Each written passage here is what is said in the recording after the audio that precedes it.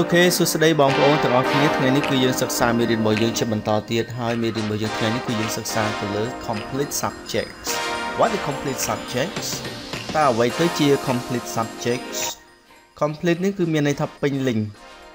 ទាំងស្រុងណាអញ្ចឹង complete subject គឺនិយាយគឺ subject ទាំងអស់ដែលមានលក្ខណៈពេញលេញគេគិតតាំងពី modifier គិតតាំងពី phrase គិតតាំងពីអីទាំងអស់ដែលប្រើប្រអប់ជាមួយនឹង subject អូខេអញ្ចឹងមើលយមន័យ definition របស់វាគឺថា complete subjects include some modified words into the simple subject គេថា complete subject ហ្នឹង subject ពេញលេញហ្នឹងគឺរួមបញ្ចូលទាំងពាក្យដែលបញ្ជាក់លក្ខណៈខ្លះអញ្ចឹងពាក្យ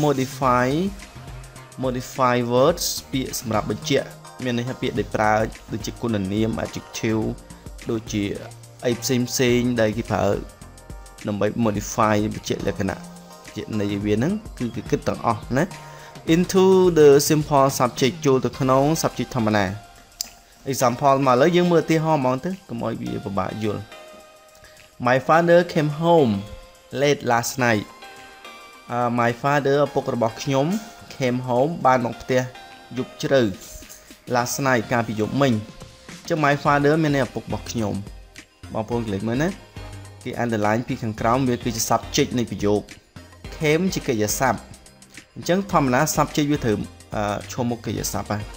subject come before verb អញ្ចឹង came ជាអតីតកាលរបស់ come home ផ្ទះ late យប់ជ្រៅ last night កាលពីយប់មិញអញ្ចឹង subject នេះវាគឺជា my father ធម្មតាពាក្យ father ជា subject ណាជាប្រធានប៉ុន្តែពាក្យ father នេះវាមានពាក្យ my មកពីមុខមួយទៀតដែលជា adjective ដែលជា possessive adjective ដើម្បីបញ្ជាក់លក្ខណៈឲ្យវា modify វាអញ្ចឹងគេកាលណាគេនិយាយពី complete subject គេគិតទាំងអស់តាំងពី modifier តាំងពីអីវាទាំងអស់លីងលួតណាអញ្ចឹងគេឲ្យឈ្មោះវាថា complete subject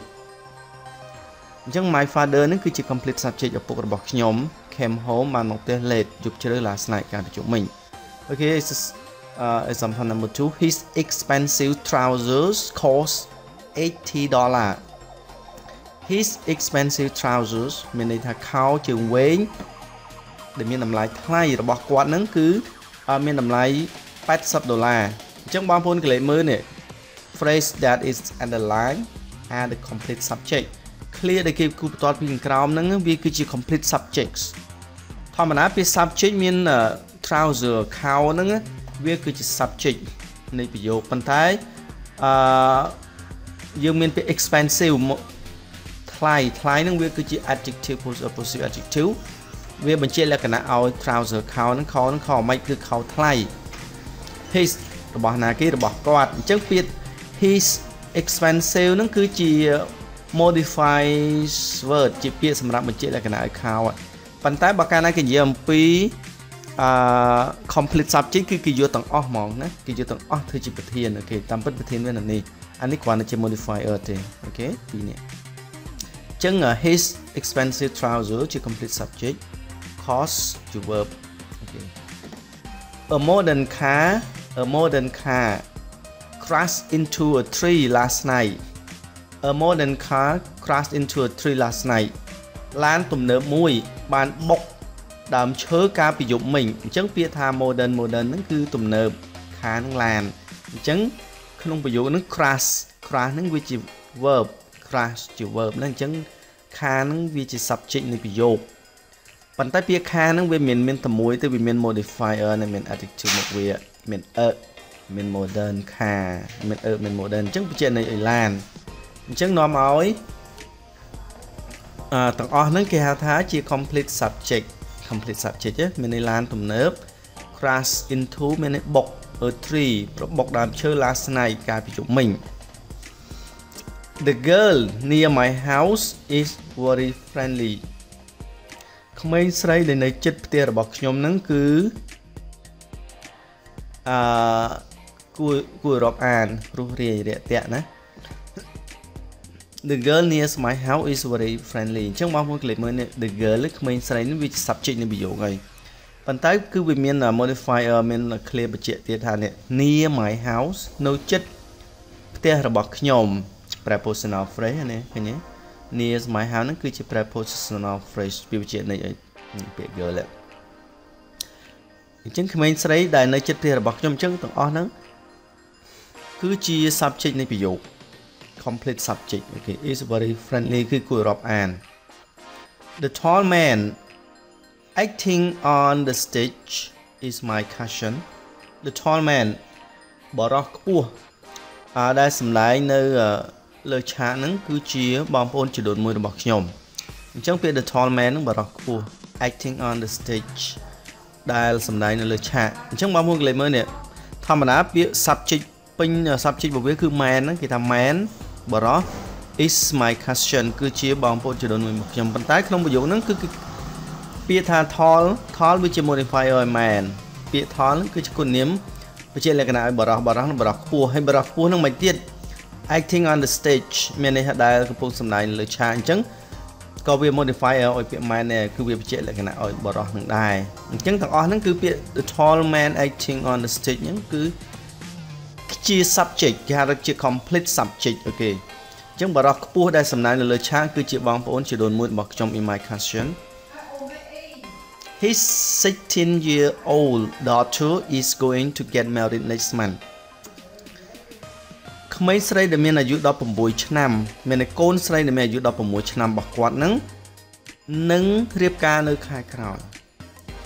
16-year-old ឬក៏16-year-old daughter មានពាក្យហ្នឹងគឺគេចង់និយាយថា daughter នេះជា subject នៃប្រយោគប៉ុន្តែ subject នេះវាមាន modifier នេះដែលមានអាយុ16ឆ្នាំ16ឆ្នាំនេះកន្លែង year ហ្នឹងអត់មានអីទេដោយសារយើងប្រើវាពេលនេះគឺជា modifier គេប្រើវាលក្ខណៈដូចជា adjective អញ្ចឹងណាអញ្ចឹងគឺវាអត់មាន type អីទេអញ្ចឹងកូនស្រីដែលមានអាយុ16ឆ្នាំរបស់គាត់ is going to នឹង get married នឹងរៀបការ next month នៅខែក្រោយអញ្ចឹងទាំងអស់នេះ his 16-year-old daughter នឹងជា complete subject My little brother likes playing football and swimming My little brothers អូនប្រុសតូចរបស់ខ្ញុំចូលចិត្តលេងបាល់ហើយនឹងហាលទឹកអញ្ចឹងបងប្អូនកន្លែងមើលនេះពាក្យថា brother បងប្អូនប្រុសតូច My little brother បងប្អូនប្រុសតូចរបស់ខ្ញុំអញ្ចឹងពាក្យ little នោះគឺវាបញ្ជាក់លក្ខណៈឲ្យនេះ My little បញ្ជាក់លក្ខណៈឲ្យ brother អញ្ចឹងទាំងអស់ហ្នឹងគឺជា subject ជា complete subject ទាំងអស់ subject ទាំងស្រុងទាំងដងណា like playing football ចូលចិត្តបាល់ទាត់ចូលចិត្តលេងបាល់ទាត់ and swimming ហើយនឹងហាត់ទឹក Some of my students always pay attention to their course Some of my students សិស្សខ្លះរបស់ខ្ញុំនឹងជានិច្ចកាលយកចិត្តទុកដាក់ចំពោះមុខវិជ្ជាសិក្សារបស់ពួកគេអញ្ចឹងពាក្យថា some ខ្លះ of my students និស្សិតរបស់ខ្ញុំតាមពិតទាំងអស់នេះគឺជា subject គេថា complete subject វាជាប្រធានណាគ្រាន់តែ always ជានិច្ចកាល pay attention យកចិត្តទុកដាក់ to their course ចំពោះមុខវិជ្ជាសិក្សារបស់ពួកគេ 3-day coronation ceremony is very interesting ពិធីអភិសេកចំនួន3ថ្ងៃគឺអស្ចារ្យណាស់អញ្ចឹងពាក្យដែលសំខាន់គឺពាក្យថា ceremony ជា subject សំខាន់មានន័យថាពិធីដល់ពេល coronation ហ្នឹងអភិសេកមានន័យថាពិធីឡើងគ្រងរាជ្យសម្បត្តិ 3 day រយៈពេល3ថ្ងៃអញ្ចឹង 3 day ហ្នឹងអត់មានអីទេកន្លែង day ដោយសារយើងប្រើ 3 day ជា modifier ជាអ្នកបញ្ជាក់លក្ខណៈអីគេណាជាលក្ខណៈដូចគុណនាមដាក់ពីមុខនាមអញ្ចឹង 3-day coronation ceremony មានន័យថាពិធីអភិសេកចំនួន3ថ្ងៃ is very interesting គឺគួរចាប់អារម្មណ៍ណាស់ Our new king នរោត្តមសីហមុនីព្រះមហាក្សត្រថ្មីរបស់យើងគឺនរោត្តមសីហមុនី has already ascended the throne legally បានឡើងគ្រងរាជសម្បត្តិស្របច្បាប់អញ្ចឹងពាក្យ Our King នរោត្តមសីហមុនីគឺជា complete subject អូខេអញ្ចឹងសង្ឃឹមថាបងប្អូនយល់ណាឥឡូវបងប្អូនកលេចមើលនេះ exercise យើងតិចមើលលំហាត់យើង complete subject តើមួយណាជា complete subject អូខេ underline the complete subject in each sentence គូបន្ទាត់ពីខាងក្រោម underline គូបន្ទាត់ពីខាងក្រោម complete subject in each sentence នៅក្នុងប្រយោគមួយ Most people speak English every day most people មានន័យថាមនុស្សភាគច្រើននិយាយភាសាអង់គ្លេសរាល់ថ្ងៃអញ្ចឹងបងប្អូនកលិចមើលនេះពាក្យនៅក្នុងប្រយោគនេះគឺ people គឺជា subject ព្រោះថា speak ជា verb អញ្ចឹងនៅខាងមុខ verb នេះ people គឺជា subject អូខេមនុស្សប៉ុន្តែមនុស្សមិនមនុស្សភាគច្រើនអញ្ចឹង most នេះគឺជា modifier ជា adjective មានន័យថាជាអ្នកបញ្ជាក់លក្ខណៈ people អញ្ចឹង most people គឺជា complete subject complete subject ណា speak English every day និយាយភាសាអង់គ្លេសរាល់ថ្ងៃ the girl ក្មេងស្រី near my house look attractive ក្មេងស្រីដែលនៅជិតផ្ទះរបស់ខ្ញុំនឹងមើលទៅគួរឲ្យទាក់ទាញអារម្មណ៍អញ្ចឹង the girl វាជា subject នៃប្រយោគហើយពាក្យ near my house វាគឺជា prepositional phrase ដែលជាអ្នកបញ្ជាក់លក្ខណៈឲ្យ girl អញ្ចឹងនាំឲ្យពាក្យ the girl near my house ក្មេងស្រីដែលនៅជិតផ្ទះរបស់ខ្ញុំគឺជា subject គឺជា complete subject ណាហើយ looks attractive មើលទៅ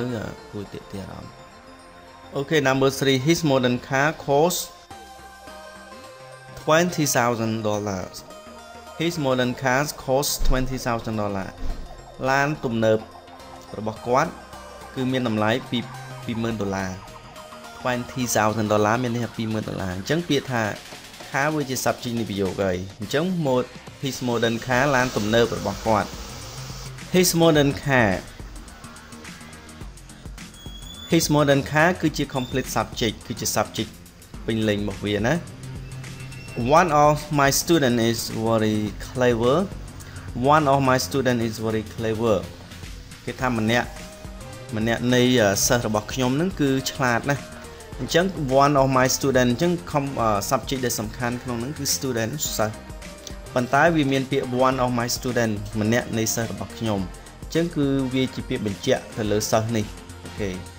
ញ្ចឹងនាំឲ្យ one of my student ហ្នឹងទាំងអស់ហ្នឹងគឺជា complete subject ម្នាក់នៃសិស្សរបស់ខ្ញុំ is very clever គឺឆ្លាតណាស់ her little son is chubby កូនប្រុសតូចរបស់គាត់ហ្នឹងគឺធាត់ខ្លាំង